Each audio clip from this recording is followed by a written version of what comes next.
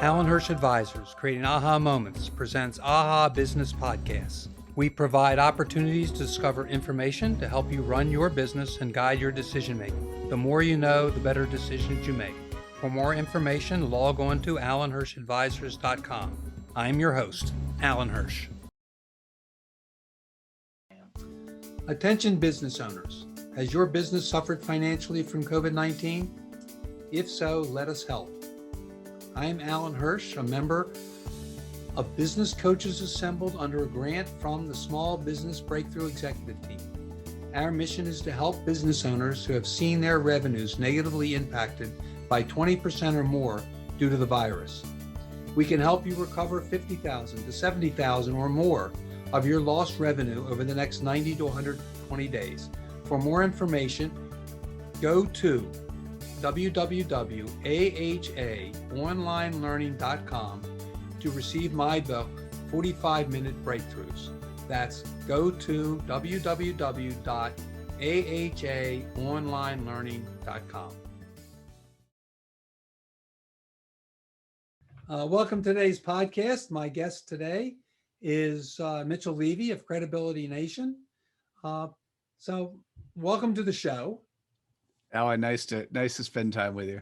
And my first question to every guest is, what motivates you to get up in the morning and go to work?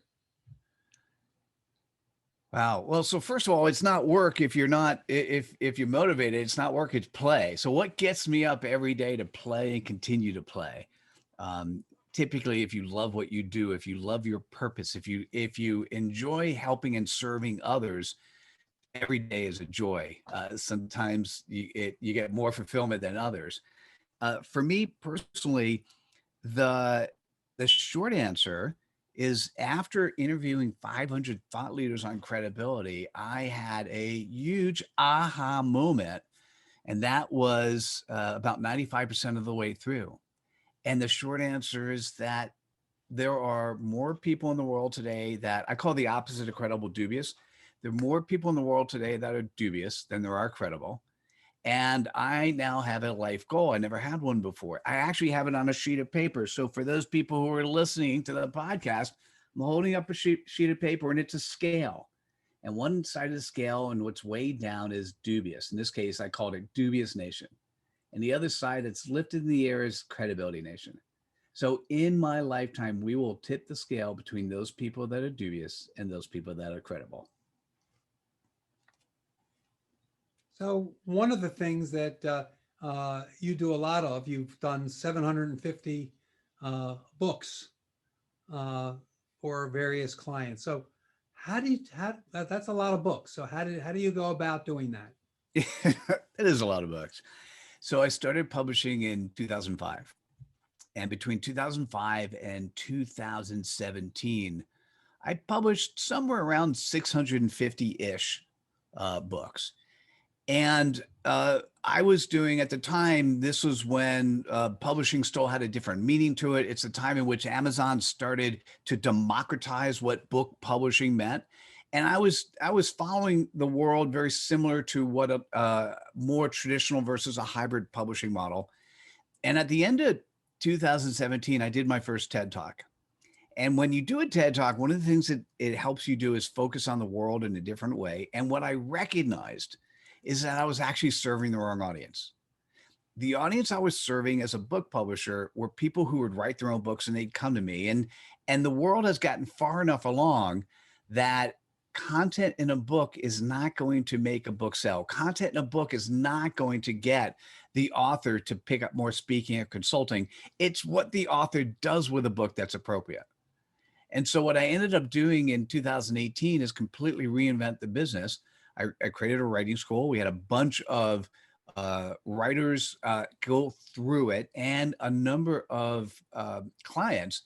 And what I ended up doing is, we now have a done-for-you book publishing firm. So for busy, successful entrepreneurs who want credibility with a book, what you have to imagine is you could spend 10 hours over a 4-month period, and we have ghostwritten, published, distributed, and made you an Amazon best-selling author. And what you can then do is, what do you do with a book? And we do other things as well. We do the audiobook, we do courses, and that's all part of the package we deliver. Okay. So how do you get involved in that? Like, where do you start? So are you asking me, like, what did I do to get there, or Well, what do other people do to you got to started play? with your first book. You Why decided to go into publishing? Why? publishing. You got your, Yeah. how'd you go about getting your first author, and the transition into the last 100? What was the Uh, story behind that?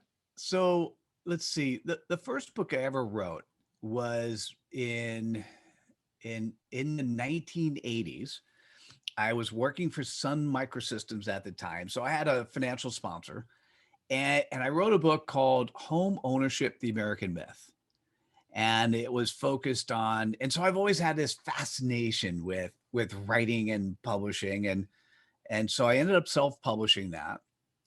And because I had a full-time job and it paid my bills, I had a financial sponsor, I ended up with press in 500 plus newspapers. The book did particularly well. I had a software product, a spreadsheet that went with it. And but I made good money, but not enough that I need to stop and do anything. And I left Sun in 1997. I became a e-commerce consultant, which at the time meant I was the guy during the dot-com days that went around to VPs and CEOs, and I would actually say, listen, there's this new technology. It will allow us to talk directly to our customers. And for those in the supply chain, it will allow our subcomponent manufacturer to ship product directly to our customers. And you'd be kind of shocked, but there were some offices I was walked out of the door because people said to me, Mitchell, the internet's a fad. It's not going to take root. So we know what happened there. Yeah, we know. So the And dot, about that time, about 2001, I recognized with Amazon there, and that we had to stop our own. We were in publishing, had to stop our own publishing because either we had to spend the millions it would cost to convert all of our stuff to the internet, or get out of the business because we wouldn't be making money anymore. yep. And so I liked seeing where technology is going and how it affects human nature ahead of time. And so the 2001 was an interesting model for me because I was doing consulting in the e-commerce space for corporations. And when the dot bomb came, when people said, listen, I don't care about e-commerce anymore, my business literally went to zero overnight. Speaking and consulting went to zero overnight. So I spent a couple of years running a CEO networking group. I had 4 of those that I was running, a couple of different things, a couple of conferences. And it was in 2005, I said, my passion, I really do like and nowadays I call it uh, spreading cred dust. I really do like sharing the thoughts and ideas or concepts of others. And so in 2005, I started a publishing company, and I have a good network. I've been in Silicon Valley for 35 years, and so you just talk to people. Having run 4 different CEO networking groups for a decade, I have a really nice network. So you just let people know, starting a publishing, here's what's involved. And when I first started publishing, I didn't charge. We just did a piece of pie at the back end. I mean, it was very hard to say no to that model. Um, and I think what happens over time, and this is for any entrepreneur, you just have to continue to listen to your community. You need to continue to listen to what your customers who are paying you today, what they want, and more importantly, what the new customers are willing to pay for. Because new customers don't necessarily want to pay for the same stuff that you're charging today at the same price point.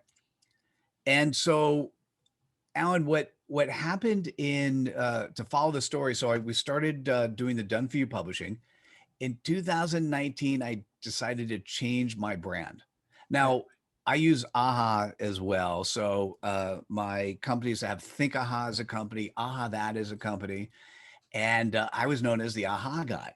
And so that was a title, and it was a good title.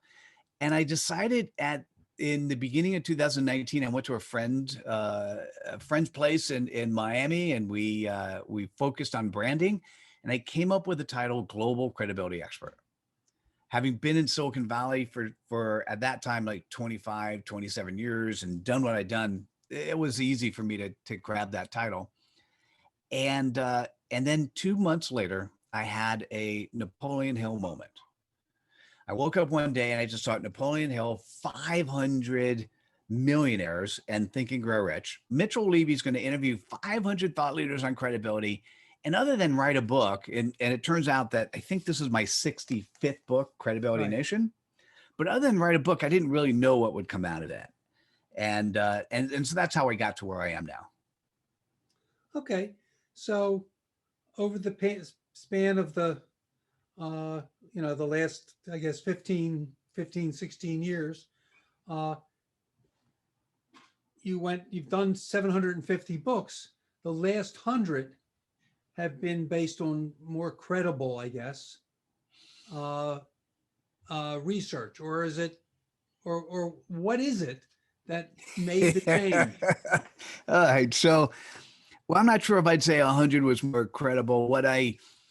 The last 100-ish has been done in the model of done for you. So if you need a book done, it doesn't mean you have to sit down and write. What happens is one of my superpowers is pulling the genius out of somebody's head. And that's where we do the ghostwriting. What happened with the interviews is I was, for lack of any better word, I had some incredibly both positive and negative aha moments. And then I had one massive transformational moment. And so let me give you some stats because this is, I included this in the book. So the book is called Credibility Nation. The membership site's called Credibility Nation. And I included the stats in the book. And I'll just share those because when you hear them, to me, it's always shocking. So 2% of the people who signed up to be interviewed. Now, I interviewed 500 people over a 12-month period. 2% of the people who signed up for the interview have no integrity. They did not show up for their interview, and they did not say why before or after. Now, what happens, Allan, when I say this to other people who are running podcasts or hosts, they go, "Oh, Mitchell, that's normal." Or 2%, that's actually good numbers. Mine is 4%. And let me just, if you're listening to this, it is not normal to set up a calendar appointment and not show up. If you think that's normal, you are playing in the wrong game. It's very abnormal. If they set up a calendar date, they must always show up. Exactly. I mean, Now, I have one or two that second thought, either they let me know they're not going to make it,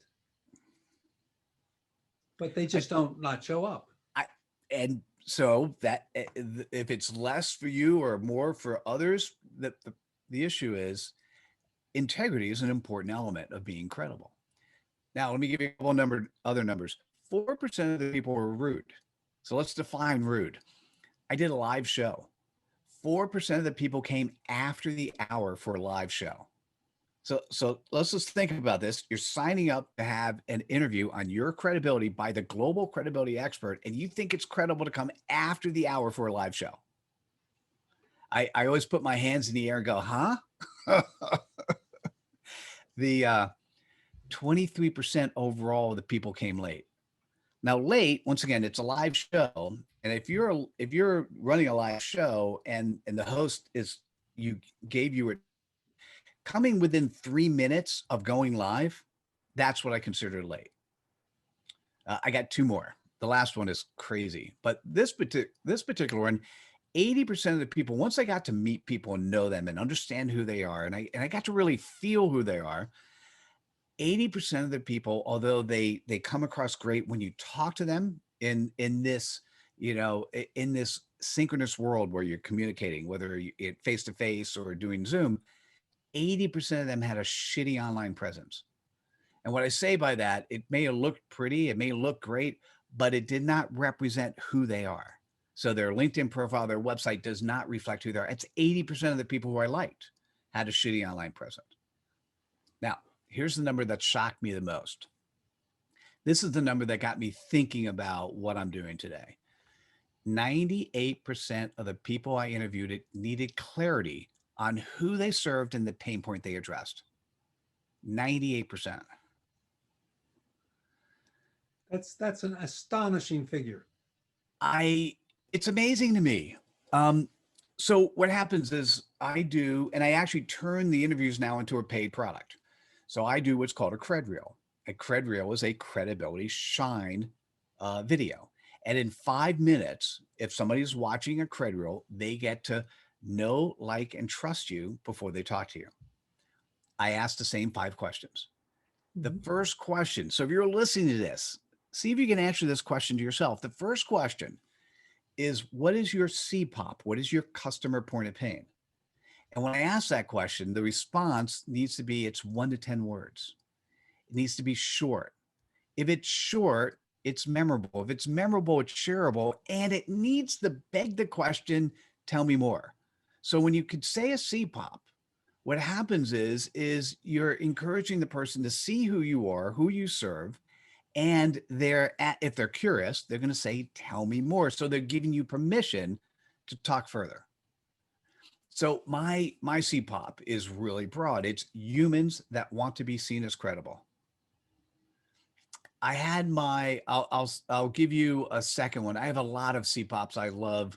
One of my favorite was global supply chain panic. You can imagine what that person does. I had the first person in 4 months walk in the door with her CPOP this week. First person in 4 months.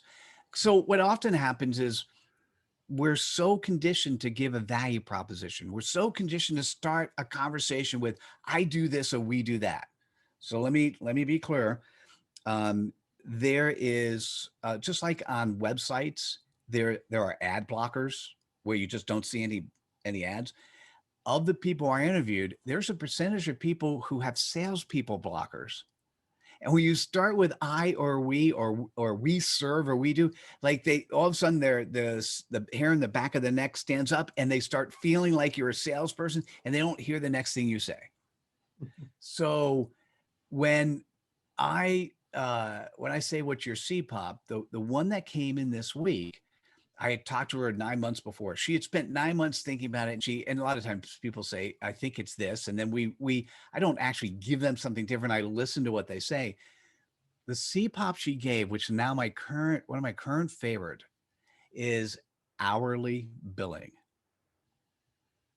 And it's like one of those things like hourly billing. Why is that a customer point of pain?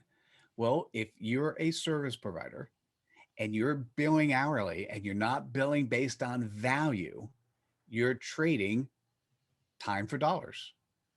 And so if you move towards a value-based approach, it's a lot better. So her CPOP being hourly billing, she came in and she shared that to me, and it just took me like a minute to let it sink in. And I'm going, oh my God, that is so amazing. And so I think the thing to be taken away is, if you're listening to this, and this is your audience, what is your CPOP? What is that customer point of pain? And can you articulate something in 10 words or less without saying I or we? When we come back from break, I will continue our conversation with Mitchell Levy from Credibility Nation. I'm Allan Hirsch of Allan Hirsch Advisors, and this is AHA Business Podcast.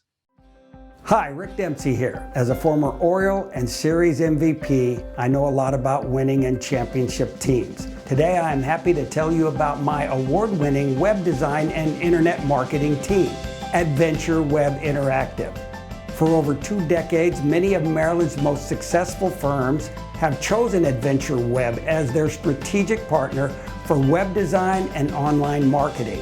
I can tell you from using them personally, their search engine optimization and social media programs have saved their clients tens of thousands over the traditional pay-per-click digital agency. Visit AdventureWebInteractive.com and listen to what clients such as Hercules Fence, TriStar Electric, ABC Rental, Rhine Landscaping, Markdown's Office Furniture, and many more highly successful firms have to say. And don't forget to tell them Rick Dempsey sent you.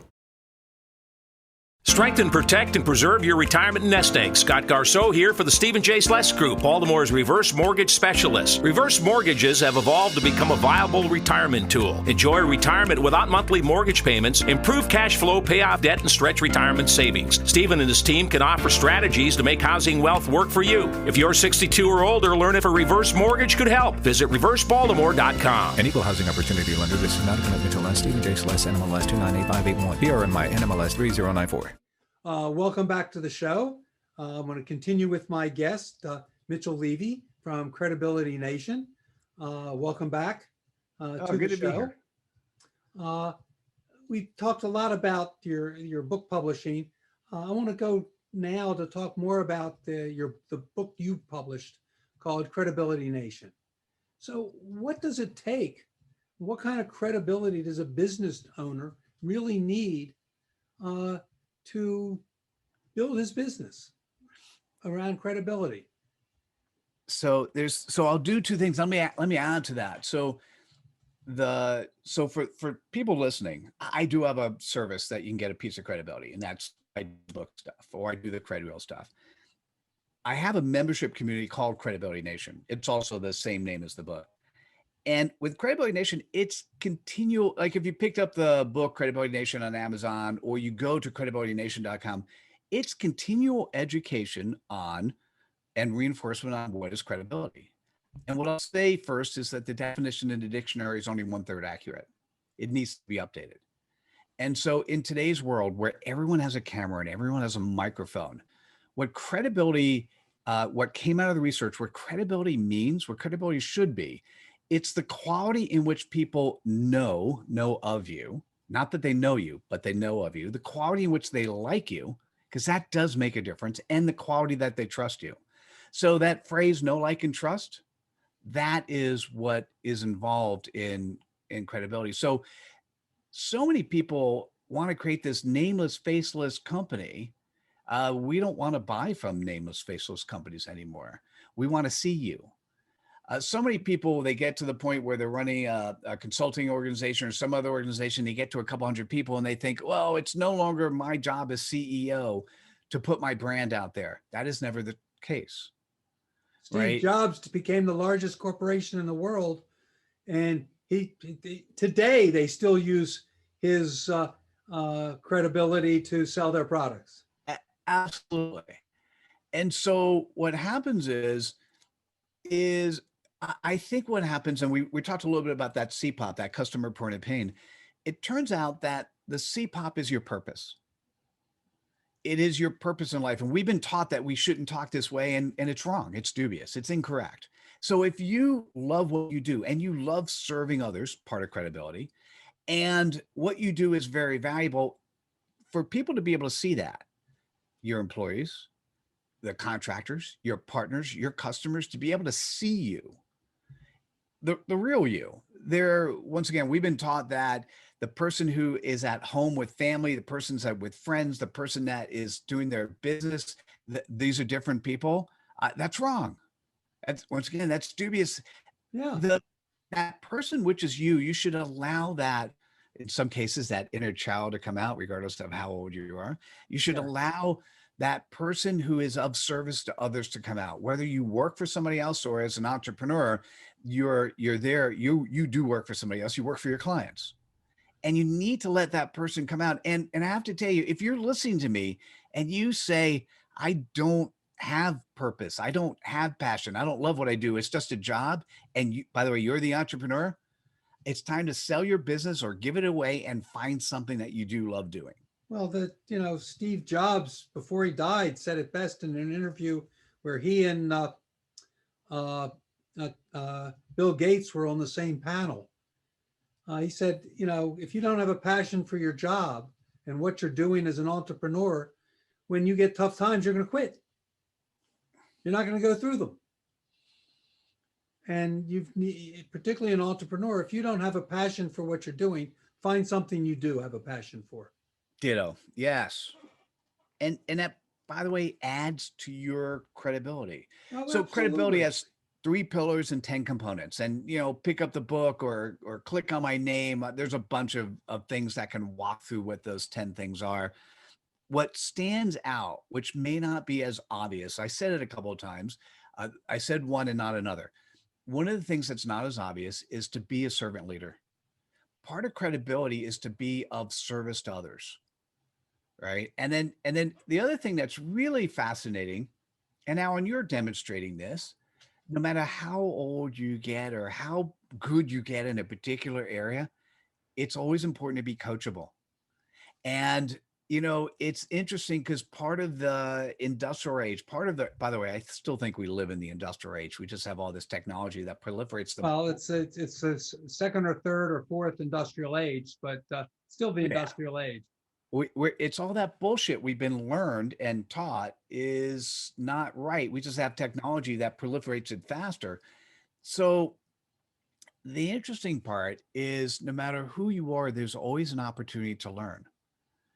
Whether or not it's your grandparent and you're learning from your grandchild, or whether or not you're learning from a kid around the corner or somebody who's seasoned at what they do and they've done it so many different times, coachability is a really important component.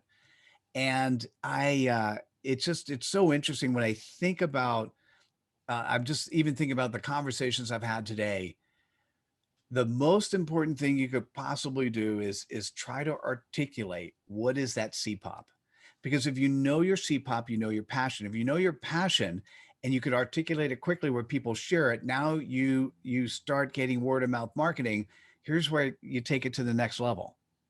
Look at your LinkedIn profile, look at your social media, look at your website, and create it search engine optimization around your CPOP. So what you're doing is you're taking your compass, your CPOP is your compass, is your passion. You're taking your compass and you're magnetizing it by allowing the world to actually find you in terms of who you are and what you love doing, and then throw up some videos of you talking about it so people could see you and feel you and get that energy. Because remember, we're not all oral. Many of us are visual. I'm visual. Many of us are kinesthetic. And so you want to use more video to represent who you are and how you communicate effectively. And when they see that you are excited about, you could see I'm excited about credibility. When they see that you're excited about what you do, they're like, wait, I want that.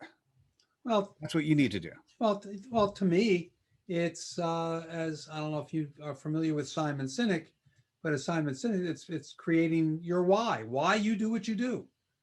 People buy your why, and you call it the CPAP or whatever, and but it's the same thing. It's why you do what you do, and Apple still sells that. I mean, they dominate by thinking different. That's all they talk about. Think different. Yeah, one of the issues Simon's amazing, and one of the things that people often misinterpret with the why is they make the why personal. They make the why about them. And that's where the servant leadership comes in. If the why becomes around how you serve and you can effectively communicate it that way, then what happens is people are looking at and thinking about the why and saying, oh, I could jump into that. That makes sense to me. The why, when you boil it down, and I'm quoting the Why Institute, it boils down basically to 9 whys, which are neutral, but why you do what you do. You contribute, you build trust, you make sense out of things. Those are whys which have no relationship to what you or I do, but they're relationships of why I do what I do. And I think that is really helps define the why. As I said, many people misinterpret what Simon says and does. Right. So, yeah. Well, Simon says a lot of things, and people follow him or don't follow him, and that's what Simon says. I'm sorry. That's okay. I was just going to make that joke if you didn't. So I appreciate that you did it. Simon says. Yeah, Simon says. Do this, do that. So again, where does this take us and take the entrepreneur into building his credibility? There are many different aspects of things that will allow you to be credible, right? And so my company, we have two things we're delivering. When you think about where you get your credibility from, in today's world, one of the best ways you can do it is that PhD you get in the School of Hard Knocks by just doing it. Interviewing 500 people was something that added value. Some people go to school. A degree is okay, but book knowledge is not the same as practical experience of interacting with your audience. It's not necessarily like if you have a doctor, you want to make sure your doctor's gone to school, and you want to make sure your doctor has had that you're not the first surgery they're doing, right? So, and that's why, and they do that by allowing internships So and how's other it things. feel to be the last surgeon, the last customer of a surgeon when he retired? That might, who has cataracts, and yeah, that's But probably I not. don't, I don't, but I was the last of the last actual patient of someone serving the medical community here in Oh, that's Baltimore. fascinating. Yeah, not the Did it first. go okay? Oh, he's fine. He's now head of the medical team at local hospital here. But Oh, that's right. but he decided not to do surgeries anymore. So I think for the person who is thinking about credibility, first, you can't be credible externally until you're credible internally. So who are you? Whether you do Simon, do the why, figure out your CPOP, figure out who you are, and allow people to follow you because they get to truly see you. Second, what's the most relevant thing for your credibility for your business? Well, don't ask me, ask your customers, ask your prospects. What would be relevant for them to see in order for them to want to engage in you? That's right. And then I'll give you one last thing, and this is for the entrepreneur starting out. Either it's the entrepreneur starting out or you have an existing practice, but you want to try something new. So the most and best thing you can do, find somebody who currently knows, likes, and trusts you, or knows, loves, and trusts you, and say, listen, I want to do the following. I'm going to do this for you. And you could define what that is and make it a reasonably short period of time. I want to do this for you, and I'm not going to charge anything. And what I want to do is the only cost is you give me a video testimony at the end. So now you take that video testimonial and you go to the next person and you say, no, I'm going to do this, and I'm not 100% sure what I'm going to charge. So the cost is you pay me whatever you want, and it doesn't matter, and I won't be offended, even if it's $1. And I want a video testimonial at the end. And now you take those two video testimonials, and by that stage, you've figured out what the value is of what you're delivering. And that's what you go and charge, because we need these video testimonials. The people who know, love, and trust you, when you say you're going to do something, hopefully they know you're going to do it. If not, that's an internal credibility issue. But if you say you're going to do it and they know you and they know you're going to do it, well, that's great. And now you could start reaching out to people who don't know you because they've got these video testimonials to watch to reinforce that you're a good decision. Well, this has been very fascinating. It's listening to you, and I hope the CEOs, business owners, entrepreneurs that are listening to listening to the podcast, are getting some ideas and hints of where they need to go to understand who they are, and what they're selling. Fantastic. So that they can go forward. So I want to thank you for being on the show. Oh, my pleasure. It's my pleasure to have you. How can the audience, listeners, if they want to, how can they reach you? So the best thing, just go to credibilitynation.com, sign up for membership. The lower level membership will give you continual education and reinforcement of credibility. And if you're hearing this and you go, man, I got to talk to you, Mitchell, you can go to the URL mitchelllevy360.com, and it will point you back to Credibility Nation. It'll point to social media, and there's actually a place where you could put time on my calendar. So go to credibilitynation.com, and if you really need time on my calendar and you can't navigate that in Credibility Nation, go to mitchelllevy360.com. Well, again, thank you very much. I appreciate it, and good luck with you. I'm Allan Hirsch of Allan Hirsch Advisors, your host. To reach me, visit my website, www.ahaonlinelearning.com. and register to get my book, 45-Minute Breakthroughs. You can listen to the podcast of past shows wherever you get your podcasts by subscribing to AHA Business Podcasts. You may email me at allan@allanhirschadvisors.com. You may follow me on LinkedIn at Allan Hirsch. Again, I'm Allan Hirsch, and this has been AHA Business Podcast.